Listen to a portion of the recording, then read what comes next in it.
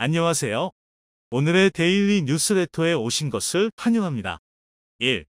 K9의 모습입니다. 2. 노르웨이 독일이 부러워합니다. 3. 대한민국의 현실. 한번 진실을 알아봅시다.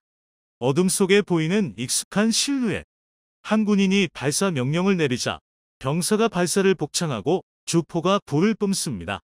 두 개의 불덩이가 번쩍이며 포물선을 그리더니 거의 동시에 착탄해 일대를 불바다로 만듭니다.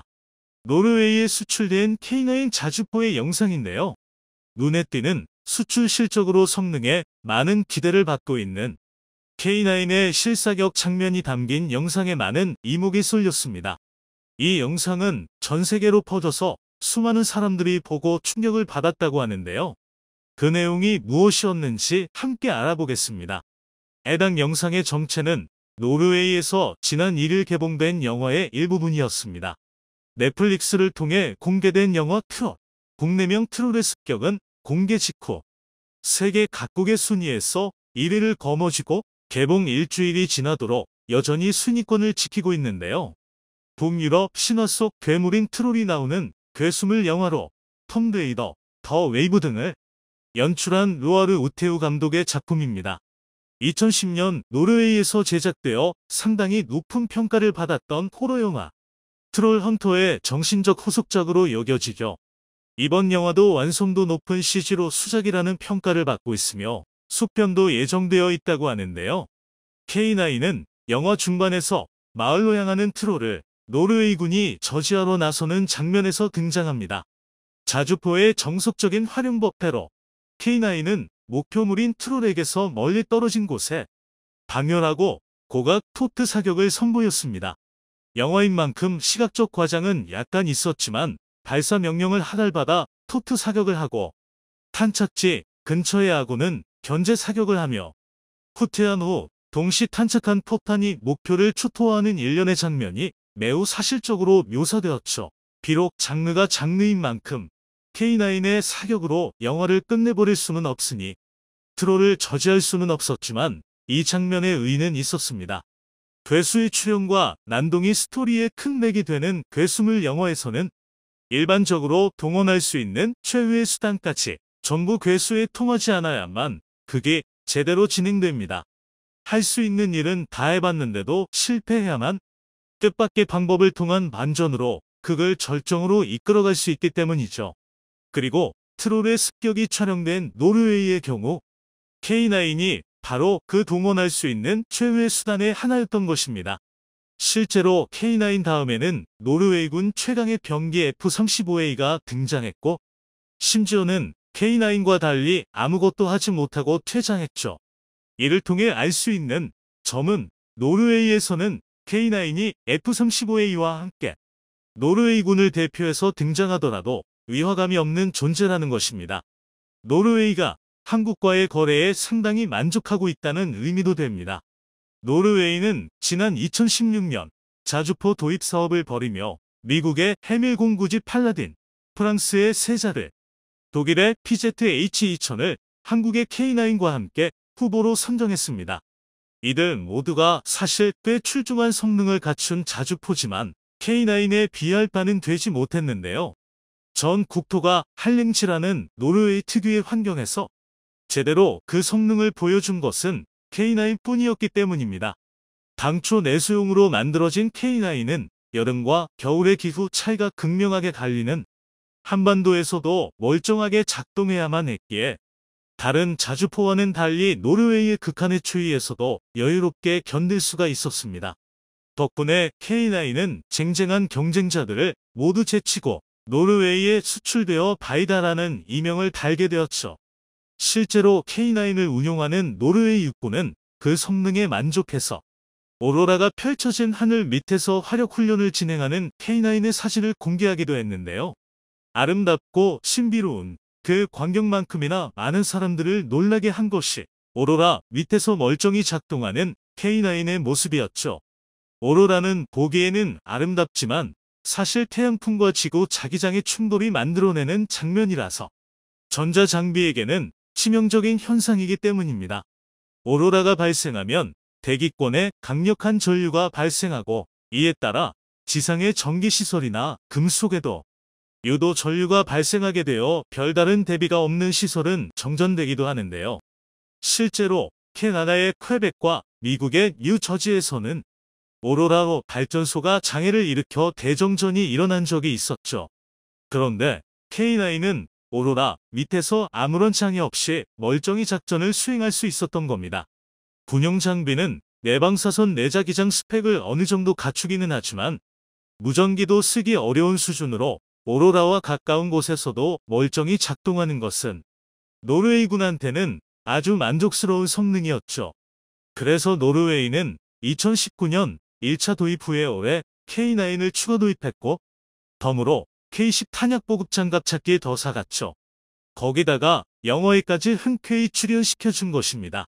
보통 영화에 나오는 병기는 퇴역 기체나 더미를 사용하는데 노르웨이 육군은 K9을 자랑스럽게 여겨 이례적으로 실물 병기의 출연을 허가한 것입니다.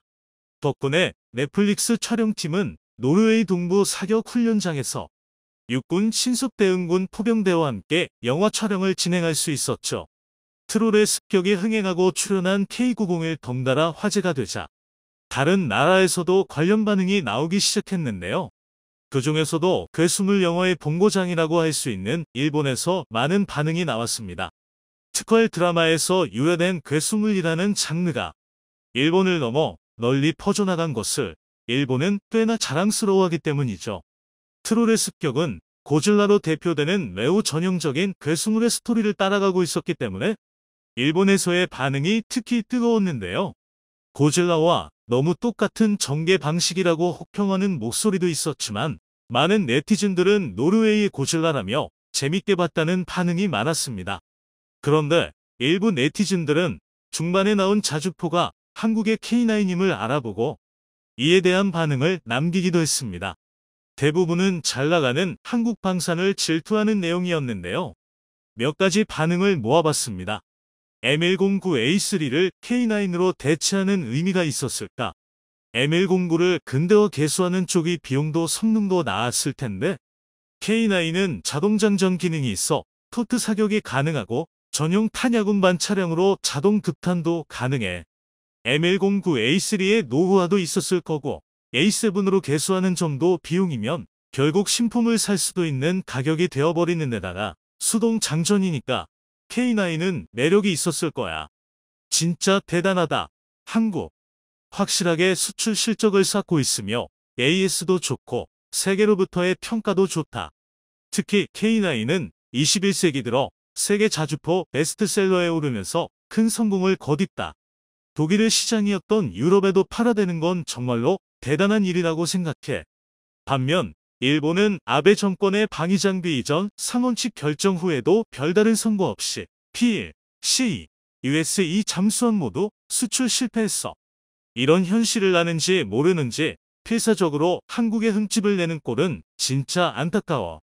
뭐 지금의 한국은 일본의 무기 따위는 장사의 경쟁상대로 안중에도 없는 수준이니까 전혀 신경 안 쓰겠지만 이제 일본과 한국 사이에는 절망적인 차이가 생겨버려서 일본이 이제 와서 무기 수출을 시작해봤자 솔직히 말해서 틈새 수요조차 노릴 수 없을 거야.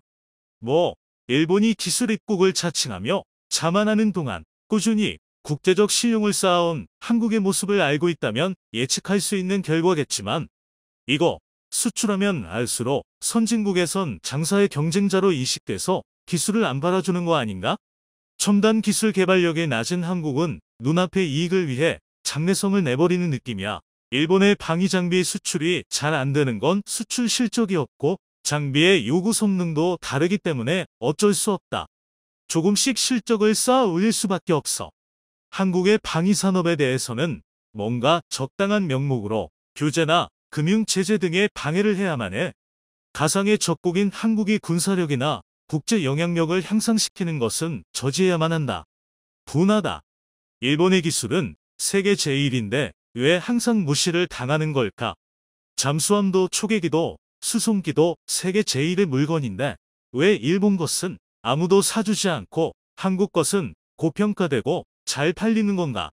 이렇듯 일본에서는 한국이 전 세계에 K9을 팔 때 자신들이 아무 성과도 올리지 못했던 데에 불만이 많습니다. 일본이 무기를 팔고 싶었으면 애시당초 2차 대전을 일으키고 전 세계를 전쟁의 화염 속에 밀어넣는 짓을 하지 말았어야 합니다.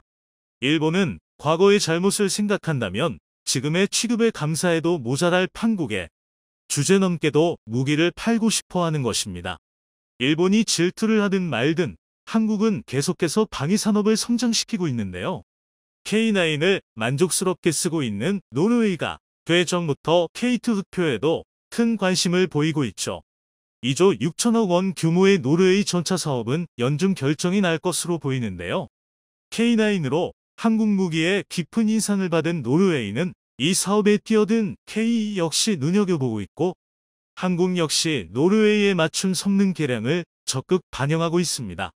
K9 때와 마찬가지로 혹한의 환경에서도 완벽한 작전 능력을 발휘하기 위해 보조 히터를 탑재하는 등 개량을 진행해서 노르웨이에 딱 맞춘 성능을 제공할 예정이죠. 여기에 노르웨이 현지 탄약 생산업체와 교섭해 추후 발생할 운용 비용에서 노르웨이의 부담을 자국 내의 수요로 바꿔주는 배려도 잊지 않았습니다. 이러한 노력이 빛을 발해 72대로 예정되어 있는 노르웨이의 차기 MBT는 독일의 레오파드 2H를 제치고 K2 흑표가 차지할 가능성이 매우 높은 상황입니다. 이처럼 잘 나가는 한국의 방사는 전 세계에 그 중에서도 특히 일본의 질투와 부러움을 한몸에 받고 있습니다. 부디 한국이 노르웨이의 전차 사업 수주도 가볍게 따내고 더 승승장구하면 좋겠습니다. 한국산 FA-50 경공격기를 실제 운용하게 될 폴란드 공군 지휘관들이 한국 공군 특수비행팀 블랙이글스의 T-50B를 직접 타보고 만족감을 표시해 와신에서 현재 화제가 되고 있는데요. T-50B는 폴란드가 도합할 FA-50과 마찬가지로 한국 항공우주산업이 제작한 T-50 고등훈련기에 바탕을 둔 기체인데요. 블랙이글스는 폴란드 댕블린 공군기지에서 폴란드 공군과 우정 비행을 실시했다고 밝혔는데요. 국산 항공기의 유럽 수출 마케팅 지원에 나선 블랙이글스는 폴란드 공군 지휘관 4명을 후방석에 태우고 비행에 나섰습니다. 비행에서 폴란드 공군 제1비 행단장 마치에이 트레카 준장은 블랙이글스 3번기에 제4비 행단장 그제고시 실루사즈 준장은 4번기에 탑승했던 것으로 알려졌는데요. 제23공군기지 단장 크리스토프 스토비에츠키 대령은 7번기에 제1비 행단 부단장 피오트르 이바스코 대령은 6번기에 각각 탑승해 비행체험을 했다고 밝혔는데요. 폴란드 공군 특수비행팀 오릭의 PZ-L130 항공기와 함께 날아오른 블랙이글스는 댕블린 기지 3공에서 붉은색 연기와 흰색 연기를 내뿜으며 폴란드 국기를 그리기도 했는데요. 이후 임무 공역에서 별도 비행에 나선 블랙이글스 항공기들은 후방석에 탑승한 폴란드 공군 조종사들에게 국산 항공기의 성능을 유감없이 뽐냈습니다. 50여 분간의 비행을 마치고 취재진과 만난 스토비에츠키 대령은 소감을 묻는 질문에 훌륭했다고 답했는데요. 그는 비행을 하면서 어떤 느낌을 받을지 유심히 봤는데 이 항공기는 내가 비행하는 미그-29와는 완전히 다른 새로운 항공기였다면서 항공기와 조종사 간의 인터페이스가 미그-29와는 완전히 달랐다고 했는데요. 그러면서 비행하기가 매우 수월했다. 매우 좋은 경험이었다고 소감을 밝혔는데요. 스토비에츠키 대령의 주기종인 미그-29는 러시아의 4세대 전투기로 러시아를 비롯해 옛 공산권 국가들을 중심으로 약 30여 개국에서 운용하고 있는데요.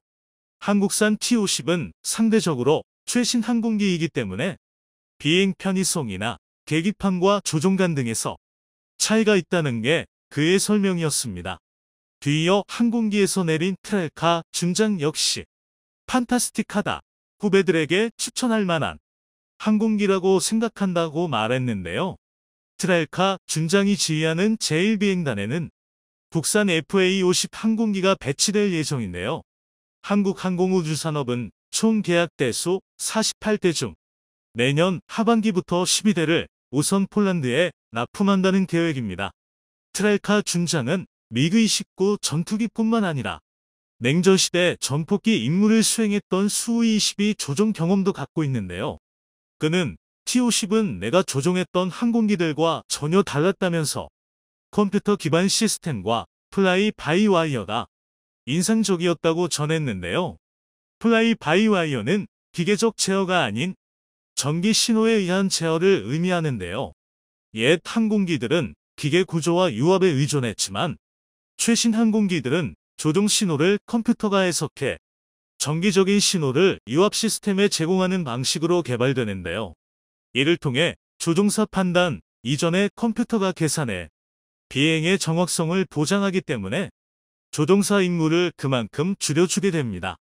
트랄카 준장은 컴퓨터는 조종사에게 많은 것을 할 수 있게 해준다면서 T-50의 최신 장비들이 인상적이었는데 F-16과 유사한 것으로 보였다고 밝혔는데요.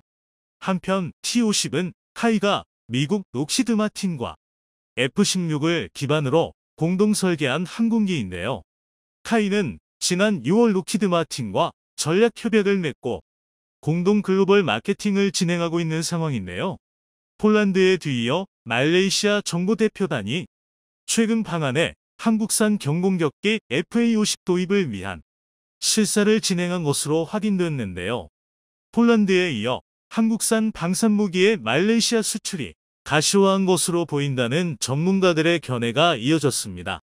업계 관계자 등에 따르면 말레이시아 실사단이 경남 사천 한국항공우주산업 본사를 찾아 현장 실사를 진행했는데요. 실사단은 폴란드 수출 물량인 FA-50의 제조 과정과 완제품, 첫 한국산 전투기 KF-21의 시제품 등을 살펴본 뒤 긍정적 반응을 보였다고 전했는데요. 1차 시업 규모는 약 40억 링깃 약 1조 원으로 내년 1분기쯤 최종 사업자가 발표될 예정인데요. 말레이시아 공군은 현재 노후 전투기 현대화 사업을 진행 중으로 그동안 말레이시아는 훈련기와 경공격기를 겸해 사용해왔던 영국산 호크기를 대체하기 위해 경전투기 18대 구매를 추진해왔다고 밝혔는데요. 통상 항공기 수명을 30년으로 보는데 말레이시아가 호크 288대를 1995년 인수했던 것을 고려하면 퇴역 시점이 얼마 남지 않았는데요. 호크 108도 비슷한 시기에 도입된 것으로 알려졌습니다. 게다가 지난해 11월 야간 훈련 중 추락사고로 노후 전투기 교체 필요성이 더욱 커졌는데요. 카이 측은 말레이시아가 훈련기와 경공격기, 겸하는 기종에 대한 선호도가 큰 점을 고려해 폴란드 수출 기종인 FA-50 성능 개량형을 제안한 것으로 알려졌습니다.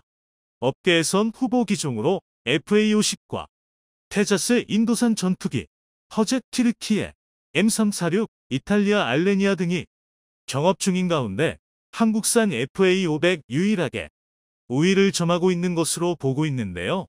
한 업계 관계자는 FA-50의 폴란드 수출이 원활하게 잘 이뤄지며 말레이시아 측도 마음을 굳힌 듯하다며 최종 경합을 벌이던 이탈리아 M346은 후속 군수 지원이 원활하지 않아 마이너스 평가를 받은 것으로 안다고 설명했는데요.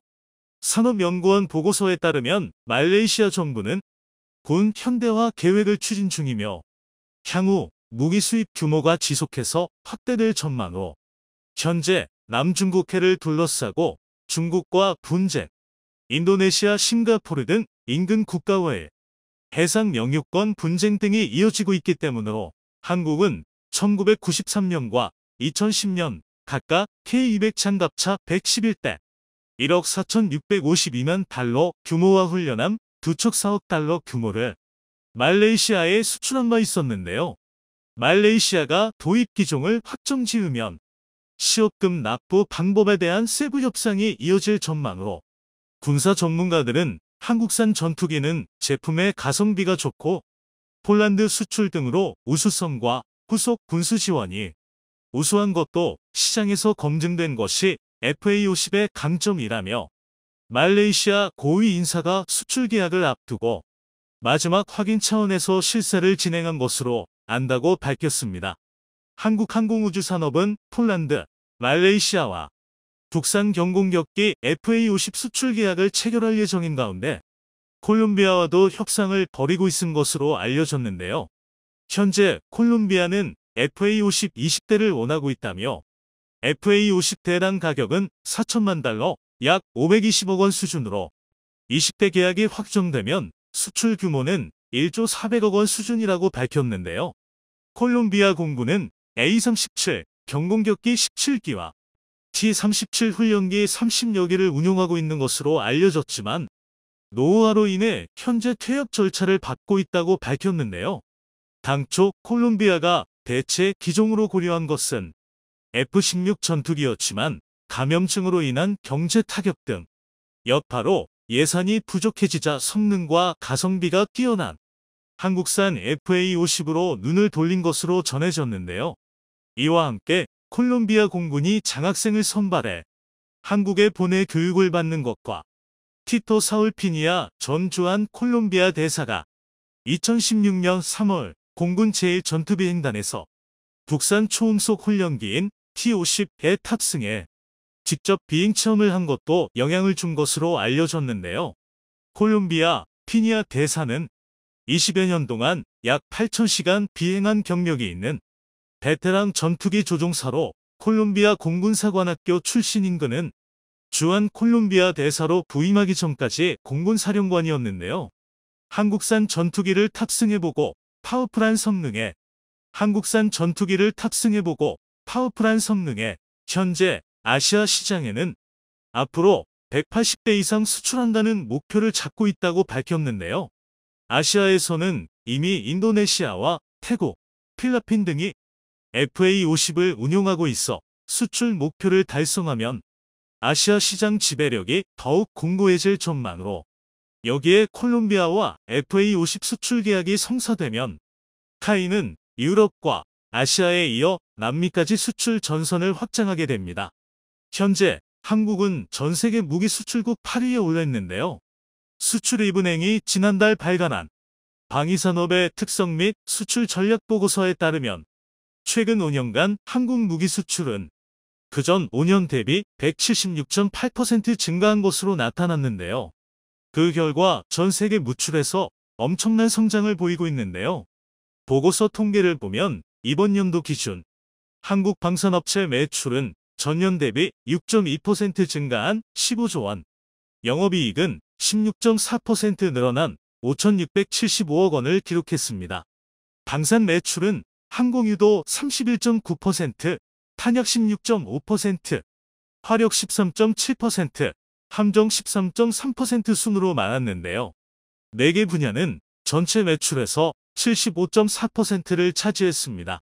분야별 영업이익률은 항공유도 4.7%, 탄약 5.8%, 화력 6.8%, 함정 6.8%, 기동 4.2%, 통신전자 4.2%, 화생방 5.4% 등이었는데요. 한편 한국군 당국은 FA-50을 비롯해 K2 흑표 전차, K9 자주포 등을 구매할 것으로 알려진 폴란드에 방산 업무를 전담하는 무관을 파견한다며 해당 무관은 한국과 폴란드가 방산 관련 계약을 체결할 때 계약 이행에 관한 업무를 맡는다고 밝혔습니다. 군 관계자는 계약 이행 과정에서 발생한 다양한 변수에 대처하고 관리하는 게 중요하다는 판단에 따른 것이라고 설명했는데요.